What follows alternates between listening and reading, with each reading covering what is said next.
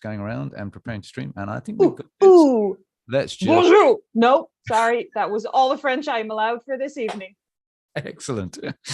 Where's that Italian bloke? I don't know. Is there No. Oh, okay. No, I'm sorry. You started. No. Yes, I did not mean to. Well, congratulations. You've made it through to February of 2023, and you're watching her and me doing stuff about these things, books. Yeah, we're working for the American Center, and we are, hopefully we're on, actually. It's looking, if I press the button. I think we are. Yes, I think it is. We better be. We is on and ruining.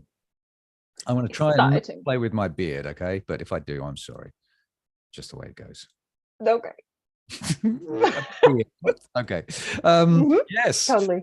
Yes. Yes. Should we talk about some books? Should we?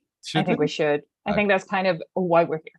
Okay. All right then. Well, let's start. Do you want to start or? No, you start. You have more, I think. I have a few. I have a little. Yeah. I'll... No spoilers. No. Don't look at. Oh dear. Look at it. Go the other side. Okay. Cool yeah, we'll do what they do on TikTok. Look at that. Ooh, yes. Oh, yes. Okay.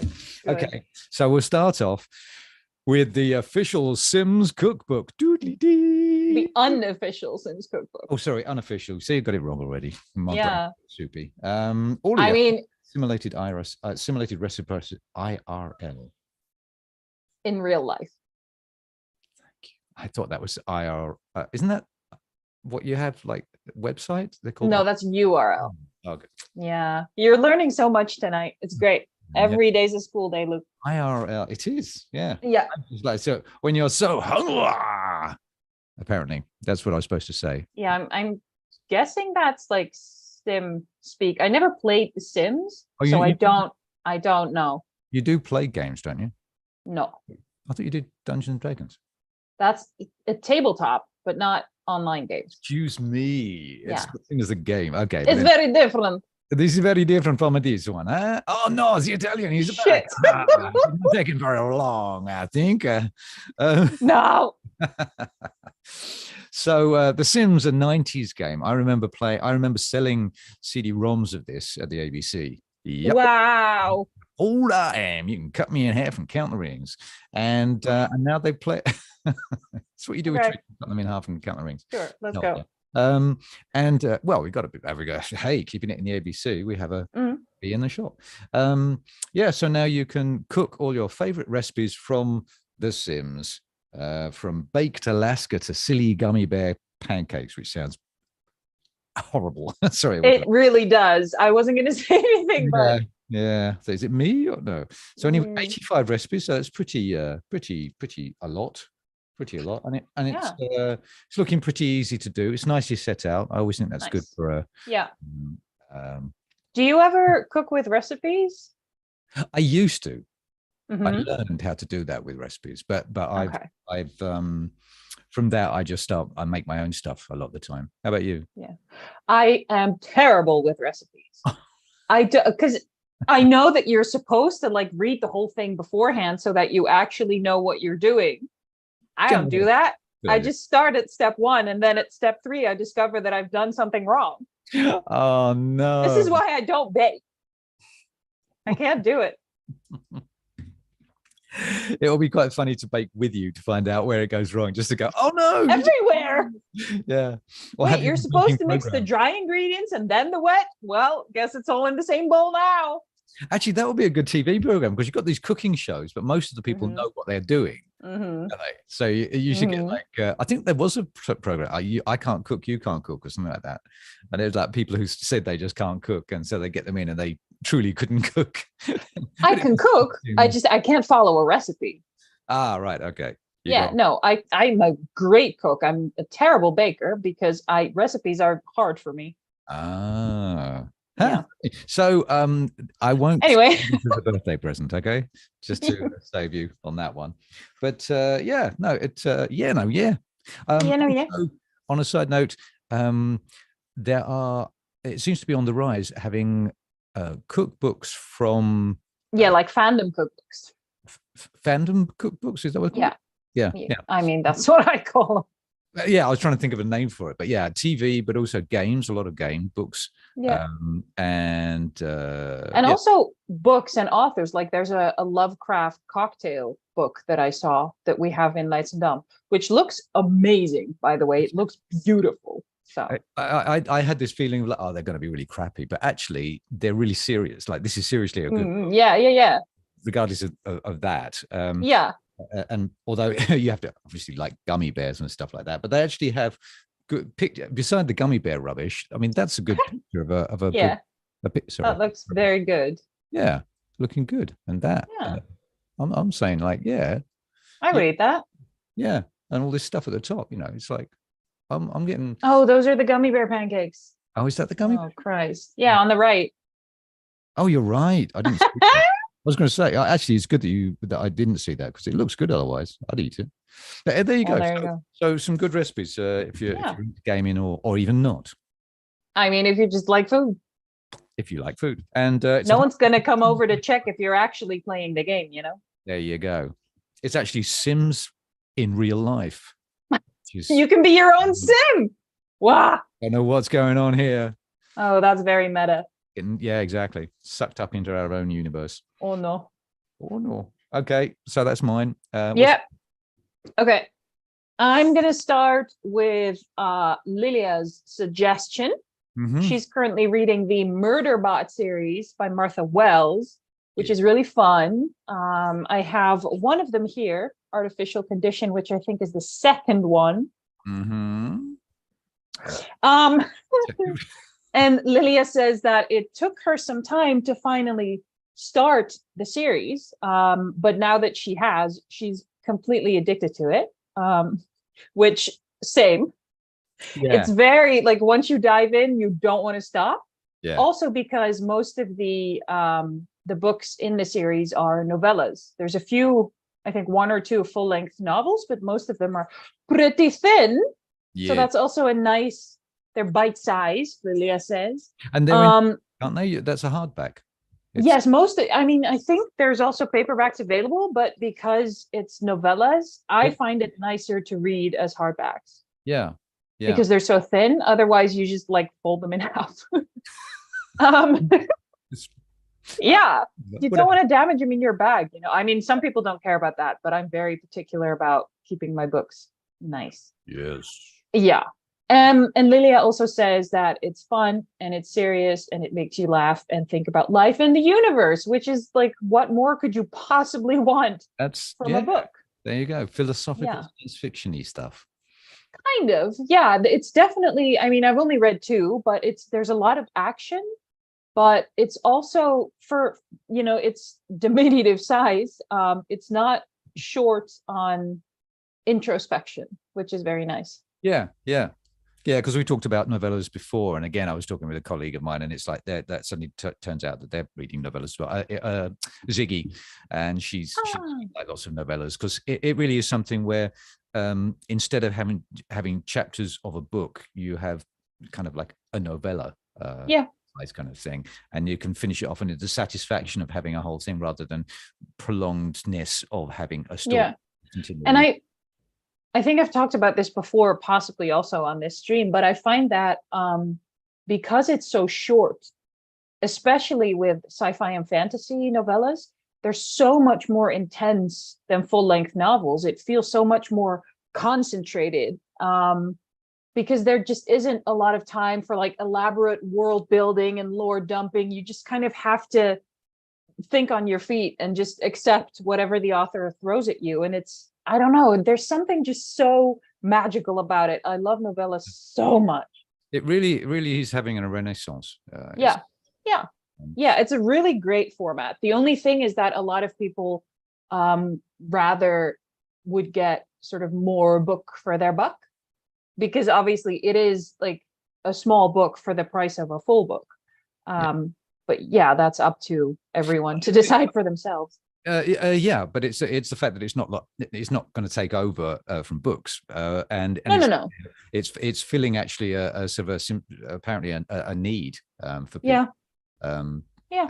you know, as well as having your lovely book collection, of which half you haven't read yet, you want to, and blah, blah, blah, blah. You have these novellas as little snacks, really. They're like snacks. That's what it is.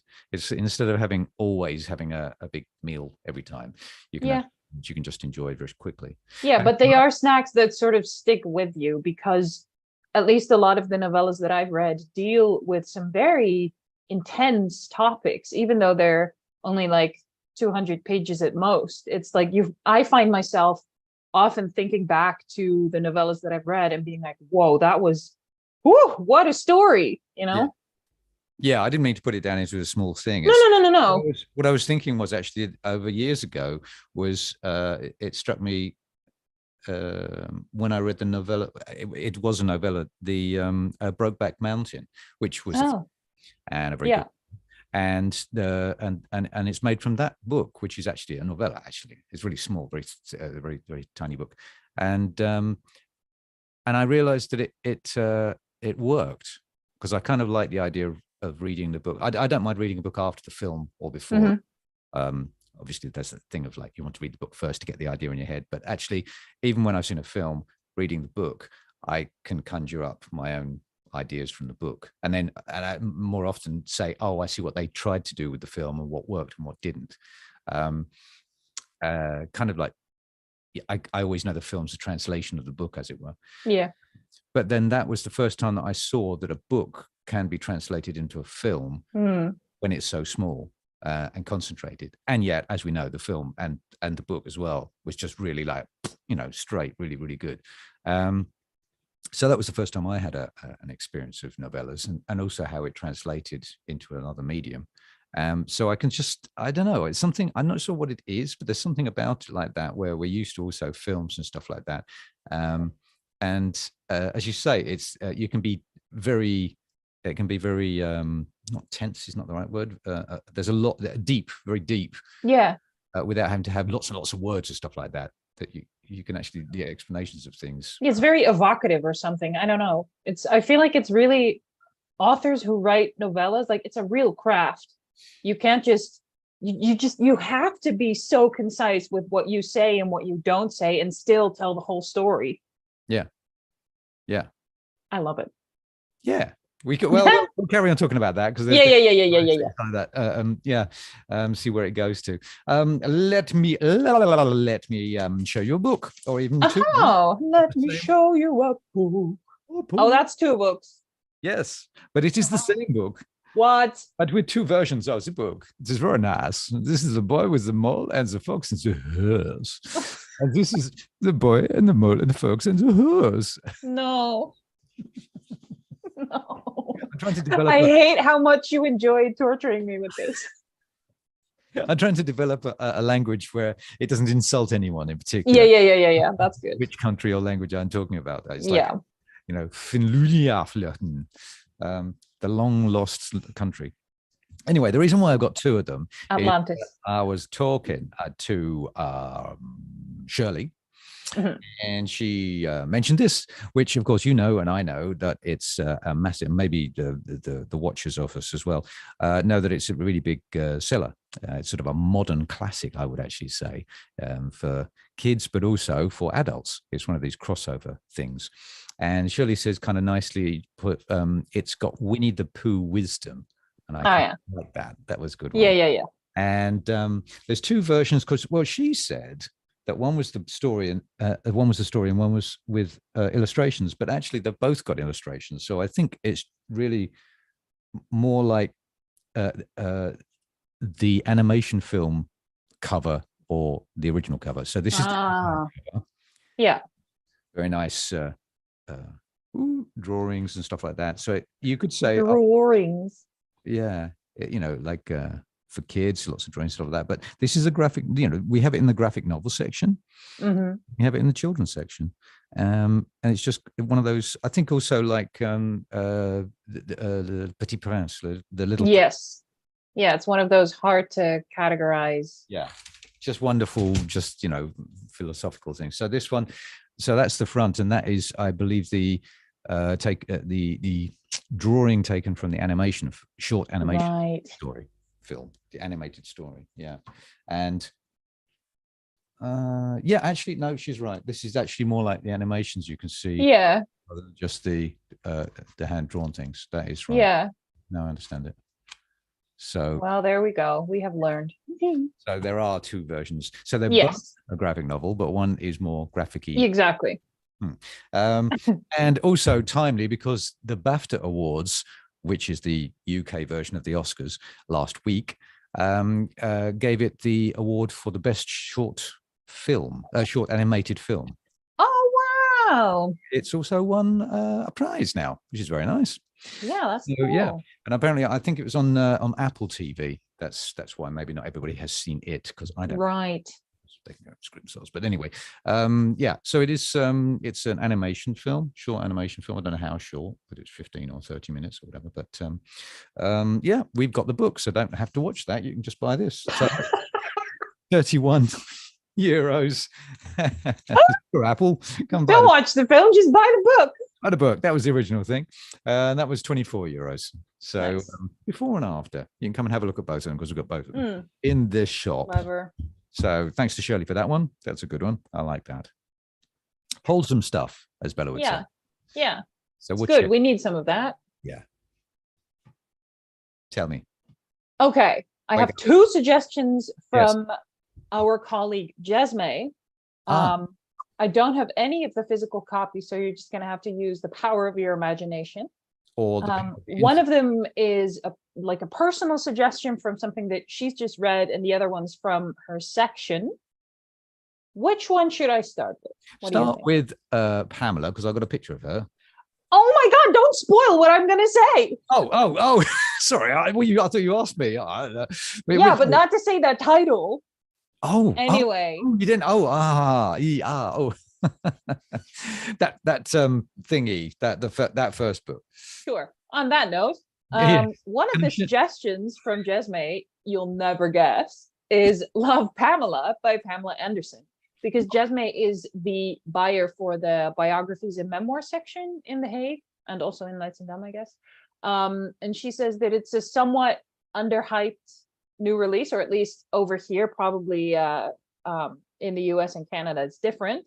Yeah. But here, it's slightly underhyped. And so that she was she was being interviewed on BBC and on an American TV show. So she's doing those sort of things. Yeah, sure. But I don't think a lot of people here have heard of the book, or at least. No, like you said, here it's not so visible. Yeah. And Jesme says that it's sort of a small town coming of age background, and multiple traumatic situations and Hollywood escapades. So it deals with everything, but it's also sort of her way to take back her own narrative. Yeah. Because obviously most of what we know about Pamela Anderson is what other people have said about her. That's true. And in fact, last year, was it in the last year that there was a TV series based on Tommy Lee that she was married to? Am I saying it? Oh. And you didn't know that? And no. So that was based around the sex tape between them. Early 90s drama stuff. Wait, I think I did know about that. Anyway. Yeah. And I mean, it was I saw the first episode, and it was well made, but in the end it was like, I don't need to know this, I mean, original, it's doesn't interest me that much either.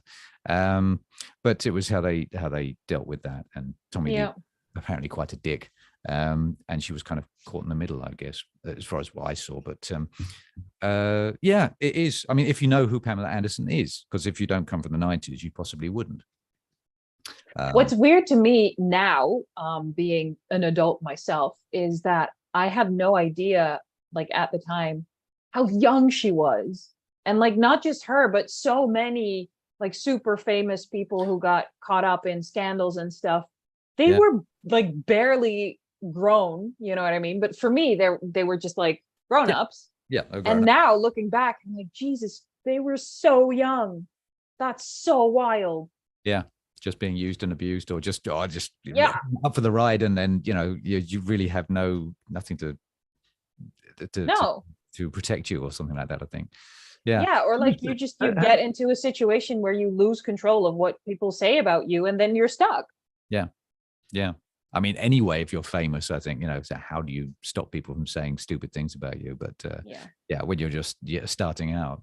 But what I remember from her, the story that I remember is that she was picked out at a football game, and where they go around, they pick people out in the crowd, and then they picked her out, and from there somebody saw her and offered her a job, I guess, and then she became famous as an actress, but mostly because she was on Babe Watch, as we used to call it, Babe Watch, and running up and down the shoreline in that red bikini, exactly, suity thing. Yeah. Never, I don't know. I didn't know. I didn't watch it. I wouldn't watch that. So it's a bit strange because it's also a bit like an old time actress or person, actually, in the days when famous people actually did stuff. Like, she was an actress. However good or bad is another matter, but the scandals we had in the zeros was like Paris Hilton, where she's just famous for being Paris Hilton rather than anything she's ever done. But anyway, there you go. There you go. Like a nice lady, because when I saw the interview, I was kind of like, before that was like, it's Pamela Sanson, okay, whatever. But she's very soft spoken and seems like a nice lady, actually. Well, there you go. There you go. And what's that other book that I'm not going to? Well, okay, thanks. That's something completely different. That's something that Jesme has just read. It's Medusa by Jessie Burton. Not Jessie. Oh no. What? Anyway, it's I'm not sure if it's a fiction book or a fantasy book. Up as we speak, and we see it's sort of in that in-between space where a lot of like mythology retellings are. Like there's definitely some supernatural stuff happening, but is it really a fantasy story? Doesn't matter anyway. Jesme says that it's a very nice take and a very interesting take on the Medusa story, and she also says, in my opinion, it's the one she always deserved, because we get to see her more as a human and less as an evil, monstrous being, which I think is interesting. Right. Well, here's a picture of it that I found. It's very pretty. Very pretty. Yeah. Very green, I think. Very green. Exiled to a far-flung island after being abused by powerful gods. So it's still in that, this little company other than the snakes that adorn her head instead of... A bit like my hair, really, isn't it? Sure. So the snakes that adorn my chin. Nice.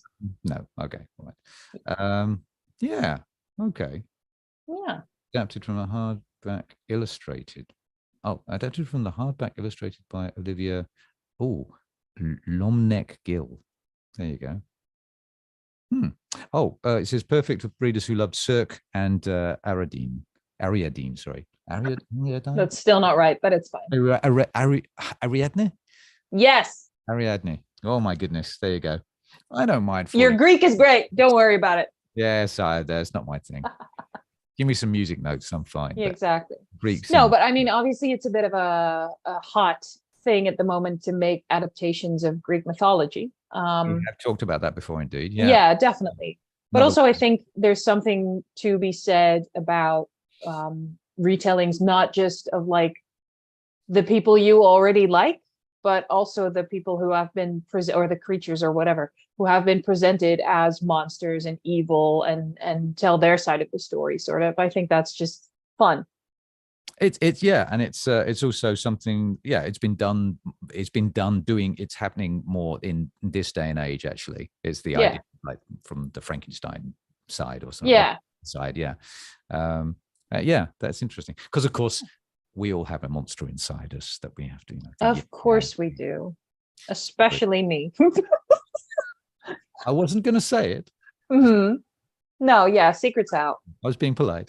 Yeah. I'm not. Oh, okay. All right then. So Medusa. Okay. Yeah. Interesting. Nice. Okay. Yeah. Yeah, kind of interests me. Okay, so I'm gonna raise you one book, and I'm gonna bring out two. And I thought, well, this is how we do it, the ABC. We wrap them up in a paper bag. Yes. And when you get home, oh, that rustle of the new new books. It's lovely. Oh, you just want to. Oh, Christ. What? At least I'm not. Nothing. Nothing. It's fine. Totally normal. So I've got two of them here. And the story is, this is coming from Iris M. Yeah. Iris M. You also known as Other Iris. Other Iris, yes. Because you are Iris the original. I am Iris Prime. Iris Prime. Original flavor. Classic. You got extra arms and stuff like that. Or is it not from Spider-Man? No? Yeah. Yeah, no, yeah. Prime? Optimus Prime? Oh, sure. Yeah, there you go. So anyway, and she said, I didn't name myself Iris Prime. She named me Iris Prime. I think it's perfectly well. Good. Okay. Take it. It's good. I like Iris Original, Iris Prime, Iris First, whatever. Queen Iris the First. Thank you. She's Queen Iris the Second. Sure. It's like having two popes, really, isn't it? Just like having two popes. Yeah. Yeah. Having a pope. That's anyway. We'll get back to the story anyway. Salto and Uber is made on the EBM. Betty, the EBM. Betty is our electronic. You should probably say what EBM stands for. What I just did. Or were you just going to do that? I was saying that when you said that. So I'm sorry. Electronic book machine. Betty. That's not right. It's espresso book machine. Oh, espresso book machine. See, I was almost there. I've got fuzzy brain. Sorry, forgive me. And fuzzy chin. Espresso book machine. Huh? Hey, buongiorno. I make it back. It's a great. I'm sorry, any Italian person who might be watching. I do apologize. I am so sorry. Now you wish you'd let me just say electronic. Yep.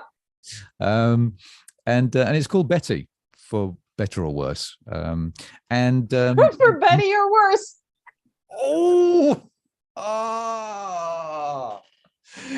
That killed me. That was straight into my gut. That was just like woof. That's what you get. That was good. That was good. I like that. That was shit joke time. That was shit joke. 10 out of 10. Boom! I love me some shit jokes. Okay, continue. Tell me about the books. Yes.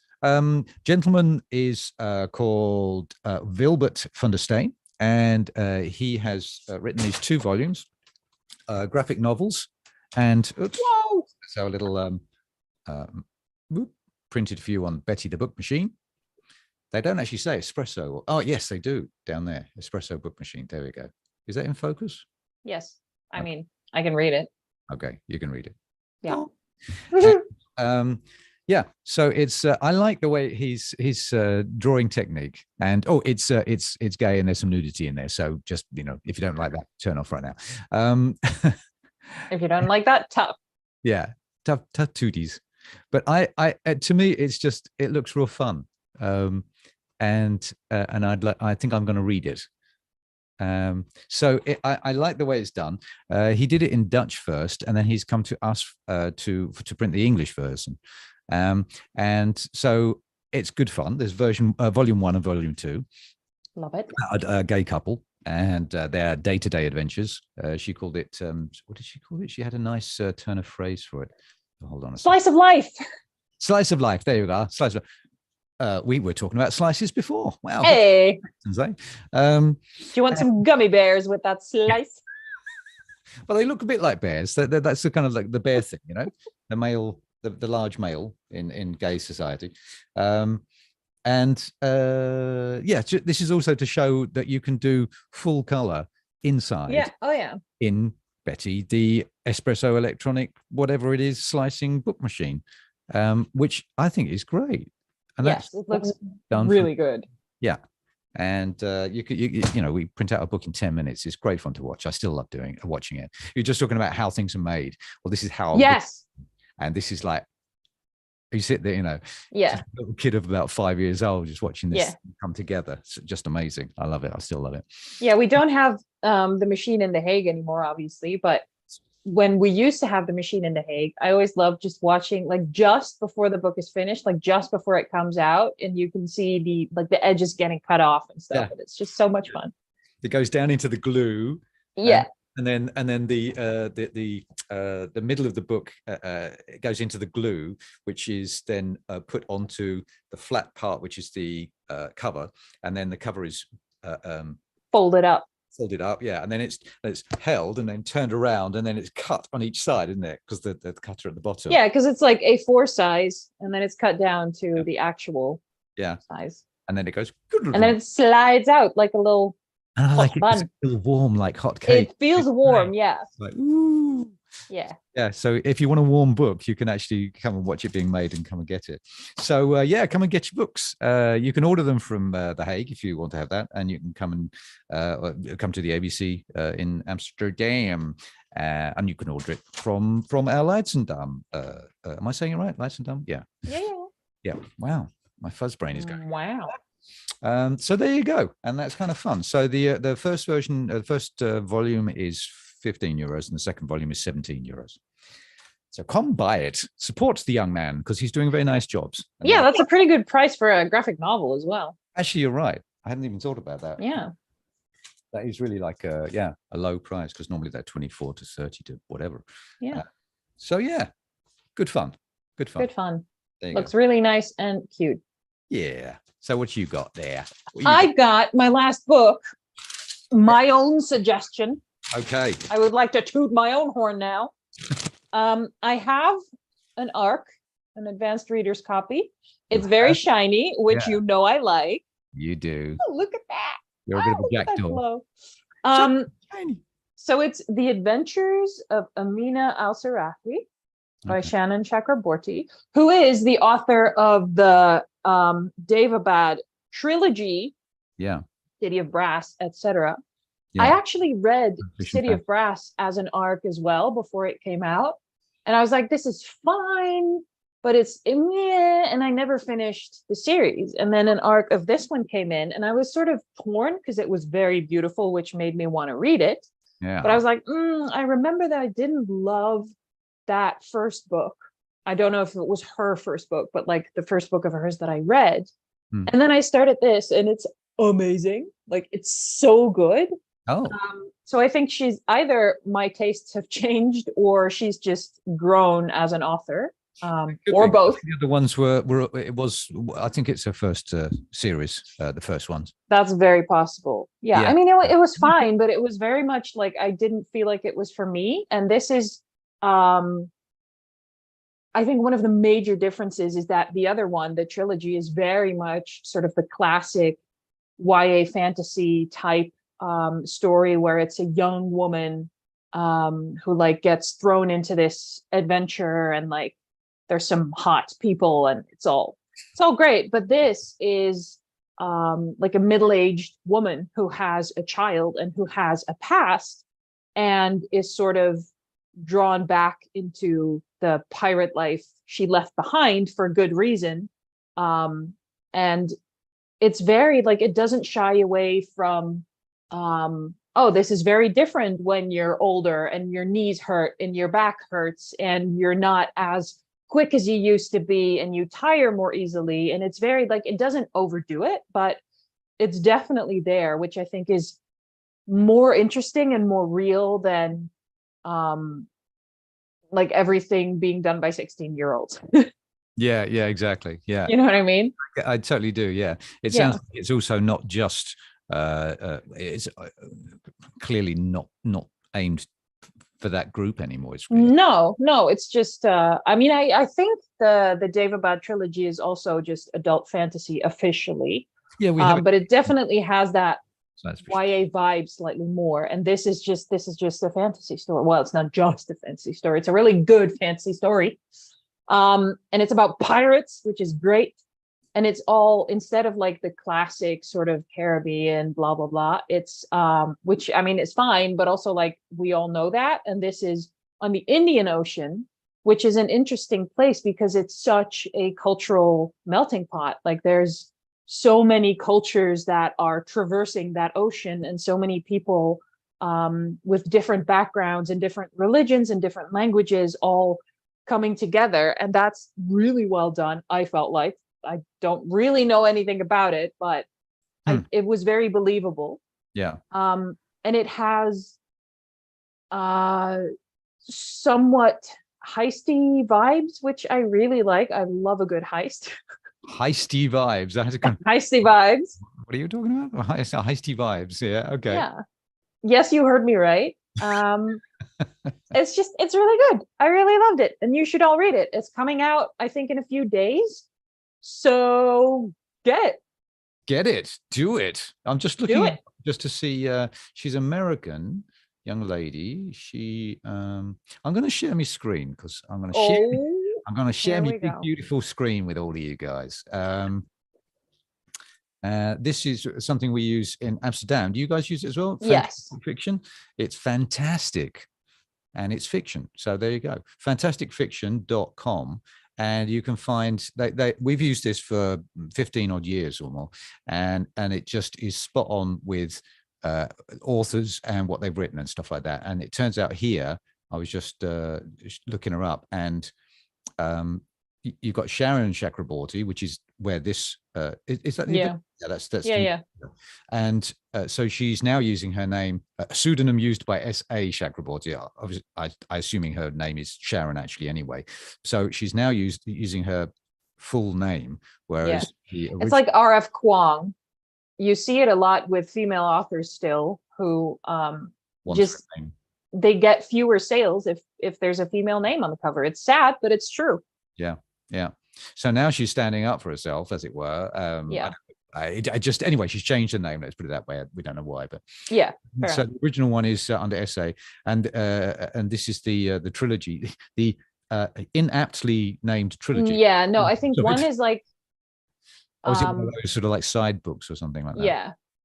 Because the River of Silver. But it's a really useful website for especially series orders. Like if you don't know, oh, is this the second one or whatever? It's just so easy to get it all in an overview. And it both has sort of the order of the series, but it also has the year in which it came out, which is not always, like sometimes people write a prequel or, so it's nice to have both options. Do you want to read them in publication order? Do you want to read them in story order?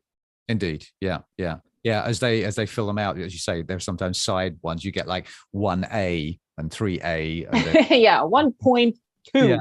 Yeah, or prequels, which are like 0.5 or something like that. Sort of weird, but it works because it's good. Then you kind of understand what's going on. And so she wrote City of Brass, which is the original version, the first in the series, and that was 2017. So it's not super far away, but it was on the verge of the Me Too movement.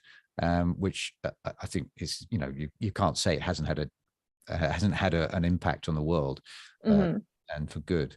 And this one's 2023, so a young lady growing up, and she's written enough books, for that's 5. But this is the 6th book in her series, not in her same series, but this is book 1 of a new series. So yeah, just somebody maybe growing in her art.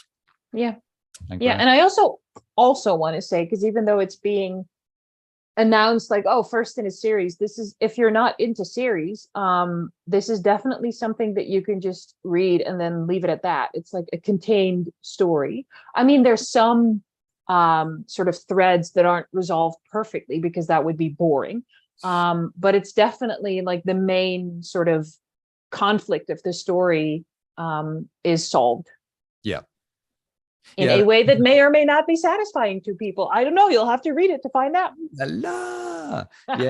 Yes, the interesting ways of how to write books, actually. Whether they're it makes me think of Lord of the Rings, where I thankfully I had book 2 with me when I finished book 1, because it was like he ran around the corner and then what and then you have to pick up book 2 and he's like, and then what? And then he's and then Hergen Flunschnarf had a huge sword and was going to snap his head in half. That we've gone further than just chopping up, actually, because Lord of the Rings I think came out in one fell swoop, or no, was it in 6 parts? I don't know when it first came out. Anyway, blah blah blah. We're talking about how this is a book on its own, but it's in a world that has enough Yeah, I like when you have the option. Like there's more if you want it, but if you just want to have a little taste, you can just read this first one, and it's also great.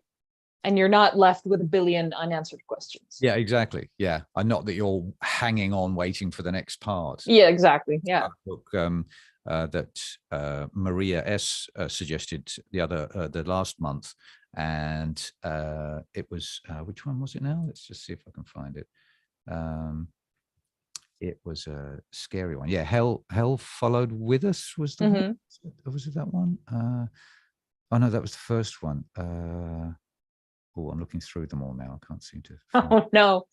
Riveting content. But the whole point was that she said, like, the first book was nice, but it was almost like you were waiting for something to happen, and the second book kind of explained it, because then you kind of got it. It was one of these things where the thread was, a bit too thick, as it were. It was a bit, so she couldn't quite enjoy the first book as much as the second. But there you go. People have to learn how to do that whole the arcing thing, I guess, and how it works. Yeah, I mean, everybody has their own personal preferences with this stuff, and it's all good. If whether you like series that have 20 parts, or you only do standalones, or you like duologies or trilogies, whatever. And there's something for everyone. That's great. Yeah, if you like the style, then you're going to forgive a lot as well.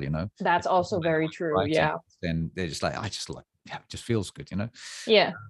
Let's just I've got one last book, but let's have a look at our ABC website, and we'll look at what is going on. Oh, good Lord, I will share my screen. Please. You said, aha, my screen. Oh, Christ. What? Nothing. Nothing. No, you're totally normal. Don't worry about it. Thank you. That's what I want. So the ABC, which is handily abc.nl. I love that.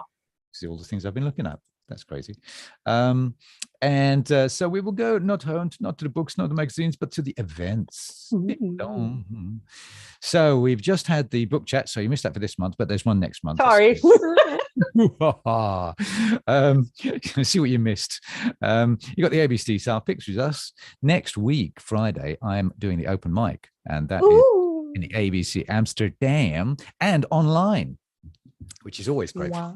Yeah. So really just click through here, and then you'll get the Zoom link, and join us at 5 o'clock next week, Friday. Do you ever perform, or are you too busy like managing the evening? No, I do perform. Yeah. Most of the time I perform. Yeah. Last time I didn't bring my guitar, and then someone said, "Oh, do a song," and so I kind of said, "Okay, I've got one song that I do a cappella, and one song in my whole." That's what you're getting. Sorry. That's it, And they went, "Oh, not that one again." But yes, no, they seem to like it, so it's nice. Yeah, good.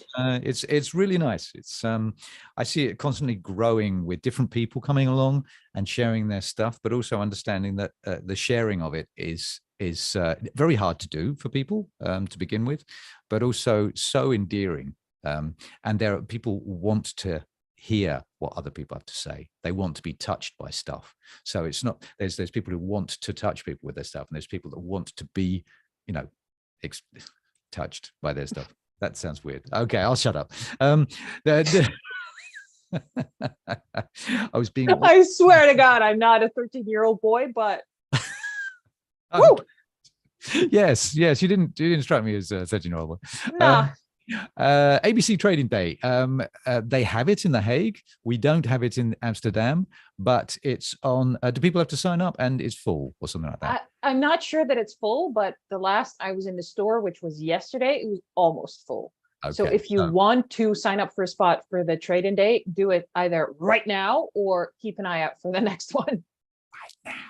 Yeah. When do you think the next one will be? In the next couple of months? Yeah, it's usually every other month. Every other month. There you go. Yeah.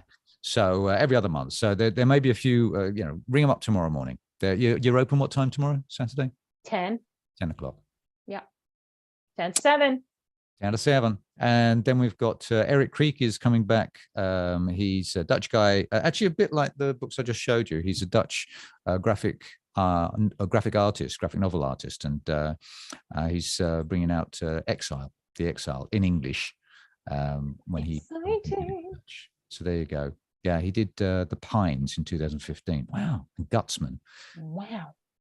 Wow. It just seemed like yesterday. Wow. So he's coming in and we'll sign the book if you come in and buy it from us. So there you go. That's on That's the deal. That's the deal, babies. Between 1 and 4. And then we got An Evening with Nina Segal, and that is not in that is in the shop. Yes, we are doing it in the shop. Yes. And she is going to be in conversation also with Benjamin Moser. Yeah, who is a winner of the recipient of a Booker Prize. So yeah, a good person being interviewed by another good person. Exciting stuff. Yes. Come to the store. It costs money.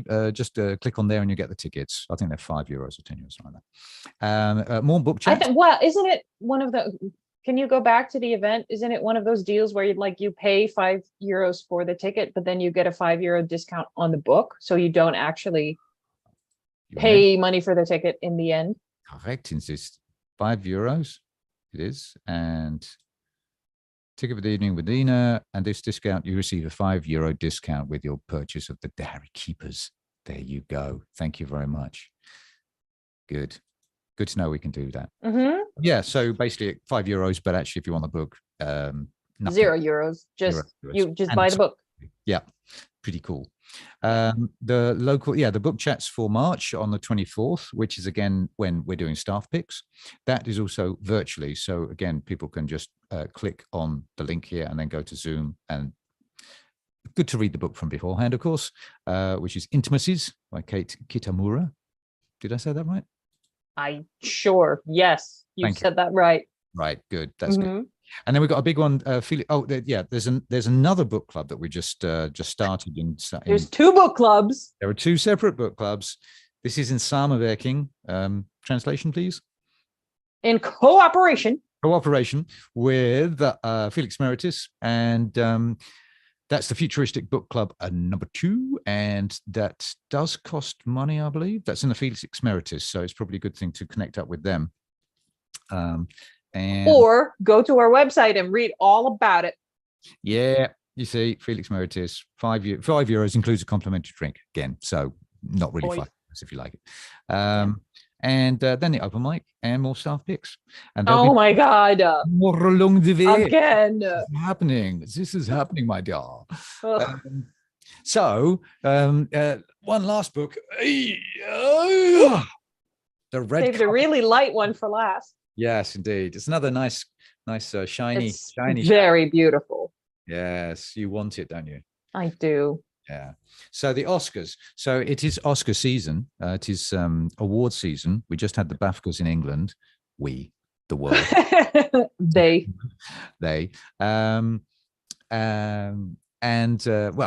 Nice link. We just had the Boy, the Mole, and the Horse, and that one in BAFTAs. And so this has just come out this week, and it's this little handy pocket-sized. Yeah. You have to have huge pockets, but then again, that's nothing. It's drawing on every Oscar since 1929 until 2022. They don't have the slap in it, which I'm a bit peeved about, but there you go. But they do have people wearing nice dresses. So 1929. There's about a page of each one. That's the very first one, which looks so 1929s. But later on, it gets into things like that. Actually, that's not such a great thing. Let's see if I can find a good one. Yeah, things like that. And there's about 2 or 3 pages on each year, and they tell you who won and what people were wearing. Kind of weird. Yeah. Thing. But it's a very nice, you'd call it a coffee table, but it's Kate Blanchett. Where are we? There, that one. Nice. And she'll probably win for this year's Oscar, I think. But it's a very nice book if you're into dresses and fashion, because we have it in our fashion section. Because I asked Yona, and Yona was saying, I don't know. And I said, come on, you do know. And she came up with that. So it's a cracker. Nice. So, yeah. Good stuff. One. Yeah. Well done, Yona. Oh yeah, she kicked it out the park. 66 euros. 66 euros. Which I would say, if you don't already, then you should buy a discount card. Yeah. Discount card. Iris? It's 7 euros. It's valid for a year. You get a 10% discount on everything except newspapers. It's great. It's great. But also, if you're a student, or if you're over 65, or if you have a stadspass, or, there's some other stuff, Teacher? then if you're a teacher, then you already get the 10% discount. So make sure to use that. Show us that you're a student. I always say, if you can't prove it, then show me a picture of you being drunk on a Friday night. Oh my God, no. I won't accept that. No. Okay. No. I will accept that, but none of my colleagues. Nope. No, but there you go. And if you're a teacher as well, you can sign up on our website, abc.nl, and then you'll become part of the discounted teacher club that we have. It's very exclusive. No, it's all you have to do is be a teacher. We let everyone in. Yeah, we do. That's fine. Just teachers club. That's right. Fair dues. I've run out of books. Yep. My little arms and my back hurt. Yeah, from that last one, I bet. This Oscar one is like, Jesus, you need a good stable coffee table for that one. Really. Exactly. None of that glass table, spindly legs nonsense. No. Oof. Yeah. Blah, blah, blah. That's it. Okay. That's it. That's terrible. Okay. I feel like we just showed the book lover bag. That's who we are. Come and see us in Amsterdam, or in The Hague, or in LEIDSCHENDAM. Hold on. Come on, let's get there. Yeah. Ding dong ding. Lovely. There you go. Yeah. And so next month, I think you just showed it on the website, but next month will be a week early. Yeah. Instead of the last Friday of the month, it's going to be one Friday before that. And that's keep in mind, because tune in, tuna fish. But we're doing it a week earlier because there was. I don't know if we're gonna. No, okay, we're gonna zip. It hasn't been announced yet. Well, we've got an unannounced thing, so we'll keep our audience on tenterhooks. It'll be like the tail that follows on to the next episode. Yes, this is a thread. Tune in, tune out, and tune out, and find out tuna fish. Okay. Sandwich. Okay, and who knows? Maybe my beard will be twice the size, or maybe it will be gone. Stay tuned. Bye. Bye. With that